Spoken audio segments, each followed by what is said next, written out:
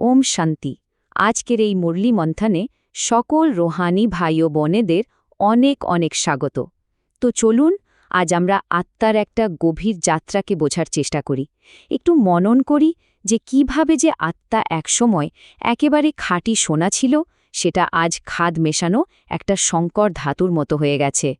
দেখুন, আজকের পুরো আলোচনার দিশা কিন্তু বাবার এই মহাবাক্যই ঠিক করে দিচ্ছে।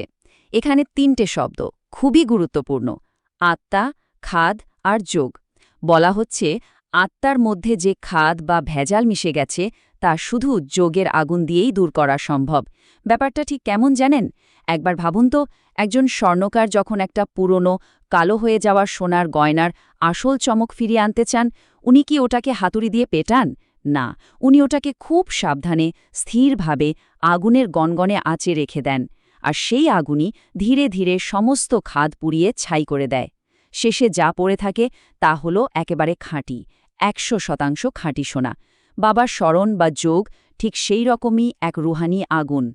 কিন্তু প্রশ্নটা হলো, এই যে খাদ, এটা আত্মার মধ্যে এলো কোথা থেকে? কেন এমন হলো যে যে দেবী দেবতাদের কর্ম একসময় শ্রেষ্ঠ বলে মানা হতো, আজ সেই কর্মই ভ্রষ্ট হয়ে গেছে? চলুন দেখি আজকের মুরলীতে বাবা এর কতটা গভীরে আমাদের নিয়ে যাচ্ছেন। সত্যি একটা সময় ছিল, সত্যযুগের কথা ভাবুন, তখন এই ভারতই ছিল যেন পার্সপুরী। এখানকার প্রত্যেকটা আত্মা ছিল শতপ্রধান, পবিত্র, ঠিক যেন একেবারে খাঁটি সোনা। আর তাদের প্রত্যেকটা কাজ সবকিছুই ছিল দিব্য, এফার্টলেস, মানে একেবারে সহজ। কি বিশাল একটা পরিবর্তন, তাই না? কিভাবে সময়ের সাথে সাথে আমাদের কর্মের মান একেবারে বদলে গেল। যে আত্মা একসময় ছিল পূজ্য, সেই আজ পূজারী হয়ে গেছে। যে ছিল শতপ্রধান, সে আজ তমপ্রধান। কিন্তু কেন? এই যে এত বড় একটা পতন, এর পেছনের মূল কারণটা আসলে কি? বাবা বলেন, এর সবচেয়ে বড় মূল কারণটা হলো আমরা আমাদের আসল পরিচয়টাই ভুলে গেছি। আমরা কে সেটাই আমাদের আর মনে নেই। দেখুন, আমাদের আসল স্বধর্ম, আমাদের নিজস্ব প্রকৃতি হল শান্তি আর পবিত্রতা। কিন্তু গণ্ডগোলটা ঠিক তখনই শুরু হয় যখন আত্মা এই নিজের আসল ধর্মকে ভুলে গিয়ে এই নশ্বর শরীরটাকে আমি বলে মনে করতে শুরু করে। এই পুরো ব্যাপারটা একটা দারুণ উদাহরণ দিয়ে বোঝা যায়। ভাবুন তো, একজন অভিনেতা মঞ্চে এমন একটা চরিত্রে অভিনয় করছেন যাকে সবাই খুব অপমান করছে। এখন যদি সেই অভিনেতা ভুলে যান যে এটা তো শুধু একটা নাটক, আর তিনি নিজেকেই ওই চরিত্রটা ভাবতে শুরু করেন, তাহলে কি তার কষ্ট হবে না? অবশ্যই হবে। ঠিক সেই রকমই যখন আমরা দেহ অভিমানের বশে থাকি, তখন জীবনের ছোট ছোট ঘটনাতেও আমাদের অস্তিত্বে যেন ঘা লাগে, আর তখনই আমরা রাগ বা ভয়ের মতো প্রতিক্রিয়া দেখাই। আচ্ছা, এবার চলুন একটু বড় ছবিটা দেখি। এই ছোট্ট একটা ভুল আত্মার পুরো ৫,০০০ বছরের যাত্রাকে কিভাবে প্রভাবিত করেছে সেটা একবার দেখা যাক। এখানে আত্মার ধীরে ধীরে পতনের ছবিটা খুব স্পষ্ট। পুরো ৮৪টা জন্মের একটা লম্বা চক্র। ভাবুন একবার, যে আত্মা একসময় দেবী দেবতা রূপে পূজা পেত, সেই আত্মাই এই চক্রের শেষে এসে নিজে পূজারী হয়ে যায়। সুখধাম থেকে সোজা দুঃখধামে নেমে আসে। এটা ভাবতে সত্যিই অবাক লাগে, তাই না? যে এই বিশাল ইতিহাস, ৮৪টা জন্মের পুরো পাঠটা এতটুকু একটা সচেতন জ্যোতির্বিন্দুতে রেকর্ড করা আছে। আজকের দিনে বিজ্ঞান যেমন একটা ছোট্ট মাইক্রোচিপে কত কত তথ্য ধরে রাখতে পারে, আত্মাও তো সেরকমই এক চৈতন্য রেকর্ডার।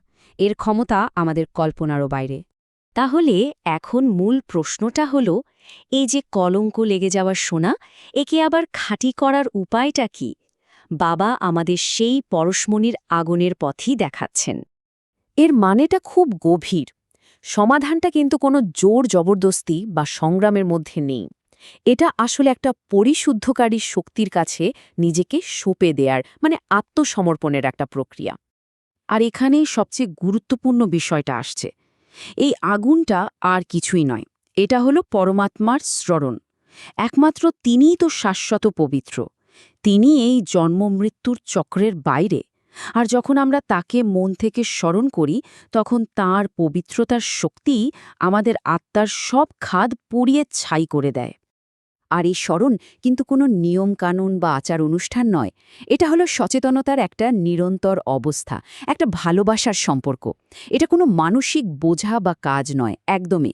যেমন একজন প্রেমিক তার প্রিয়জনকে কোনো চেষ্টা ছাড়াই খুব স্বাভাবিকভাবেই মনে রাখে, বাবার সাথে আমাদের সম্পর্কটাও ঠিক সেরকম। আর এই প্রেমময় স্মরণই আত্মাকে কাঙাল থেকে রাজপুত্র বানিয়ে দেয়। বেশ, এখন যদি আমরা চারপাশের পৃথিবীর দিকে তাকাই, কি দেখি? শুধু অশান্তি, যুদ্ধ, প্রাকৃতিক দুর্যোগ। কিন্তু জানেন, বাবা আমাদের এই সব কিছুর দিকে তাকানোর একটা একদম নতুন দৃষ্টিভঙ্গি দিচ্ছেন। যা বাইরে থেকে দেখে মনে হচ্ছে একটা ভয়ঙ্কর ধ্বংসলীলা, সেটা আসলেই একটা নতুন সৃষ্টির জন্য খুবই দরকারি একটা প্রক্রিয়া। ঠিক যেমন ধরুন, একটা খুব পুরনো জরাজীর্ণ বাড়ি যখন ভাঙা হয়, বাইরে থেকে দেখলে কি মনে হয়? শুধু ধুলো, আওয়াজ, ভাঙচুর। কিন্তু যে স্থপতি ওখানে একটা নতুন সুন্দর বিল্ডিং বানানোর পরিকল্পনা করেছেন, তার চোখে কিন্তু এটা একটা নতুন সূচনার প্রথম ধাপ, একটা প্রয়োজনীয় পদক্ষেপ। আর এখানেই ওই আপাতবিরোধী ব্যাপারটার সমাধান হয়ে যায়। এই যে ধ্বংস, এটা আসলে একটা নতুন পবিত্র দুনিয়ার প্রবেশদ্বার, যা এখনই স্থাপিত হচ্ছে। বাবা স্বর্গের দরজা খুলছেন, আর রাবণ খোলে নরকের দরজা। আজকের এই মন্থনটা চলুন এই গভীর প্রশ্নটা দিয়ে শেষ করি। একবার ভাবুন তো, নাটক শুরু হওয়ার আগে অভিনেতারা যেমন গ্রিন রুমের শান্তিতে নিজের আসল পরিচয় থাকে, আমাদের আত্মার আসল বাড়ি পরম ধামও ঠিক সেরকমই এক পরম শান্তির জায়গা। আর সেই শান্তির ঘরের দরজাটা কিন্তু আমাদের ভেতরেই আছে। সারা দিন ধরে বাবার এই মহাবাক্যগুলো নিজের মধ্যে মনন করুন, অনুভব করার চেষ্টা করুন।